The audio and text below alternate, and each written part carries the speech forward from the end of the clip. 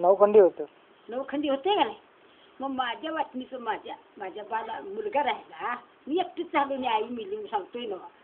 मग 3 खंडीचं उत्पन्न तुझ्या सोज्यान करतो आणि माझ्या लेकीला तुम्हीच करून घ्या पाहिजे म्हणाला. बा त्या बाळानं काय माझं वाईट करायला नाही. सांगतो मी लई चांगली बी तेवढीच मी हादाची बी तेवढीच आहे. लई मोठ्या नशिबाची आहे. खरं मला मोठ्या नशिबाची असून सोडून माझ्या मी तुला सांगतो.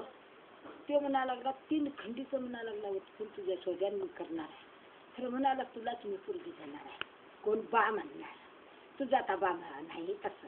आता तुझी काय म्हणाली का नाही माझी एकटी एक आहे. मी जी मरून दिन जगली जगून दे मी त्यालाच देणार असं का. आता म्हणाला आता आंबऱ्यालाच आमच्या देणार. आमच्या का आता महिला कुठलं जागा येत नव्हतं. खरं मग करून घ्यायची घेतली त्याला. हा देतो म्हणा लागला वचन दिलं. मग ह्यानं काय केलं आम्हाला मुलं बाळ झाली तेवढी बी नाही. मग मी काय म्हणायची मला सारखा जात करतो या माझ्याने. आणि तो उद्या लई टाकली मला सांभाळली त्यानं. सांभाळली म्हणजे कशी शेता उत्पन्न 3 खंडी मिळणार की म्हणजे तुझ्या आज झाला.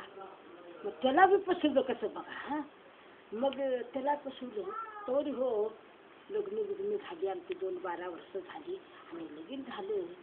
आणि हो म्हातारा मेला की बा म्हणणारा मेला. आणि मग सरवण्याचा बाबा मग एकटाच राहिला ना. धोंडबा म्हणून एक होता. यंदाबा म्हणून होता. ते सक्क भाऊ आणि मी एकटी आणि शेतो शिट्या हनम्या म्हणून होता. मुंबईला होता. तुला बघायला होता तुझ्या खूप दिसत त्या हाय बघती सरकारी चालत्या पुढं आहे बघती मुंदरवाडची आहे बघ तिथं होता तो. तिथं होता. मग